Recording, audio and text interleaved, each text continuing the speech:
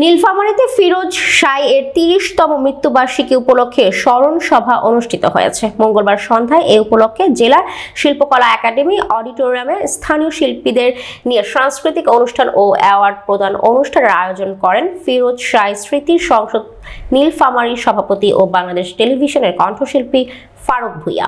এ সময় ফিরোজ শাহের গান পরিবেশনায় ফারুক ভূঁইয়া সহ উত্তরবঙ্গের সম্ভাবনাময় শিল্পী, সুরকার, গীতিকার, আবৃত্তিকারক ও কৃতিমান ফুটবলার সহ 12 জন কৃতিমান ব্যক্তিকে বিশেষ অবদান রাখায় ফিরোজ শাহ অ্যাওয়ার্ড 2025 প্রদান করা হয়।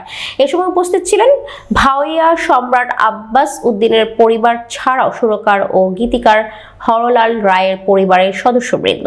অতিথি হিসেবে উপস্থিত ছিলেন অধ্যাপক নরেশ চন্দ্র, জেলা পরিষদ সাবেক সদস্য শিউলি আক্তার, শিশির কুমার রায়, অ্যাডভোকেট মালা বেগম, ফেরদৌসী আহমেদ, সালিকুজ্জামান প্রিন্স ও পরিমল কুমার রায় সহ অন্যান্যরা।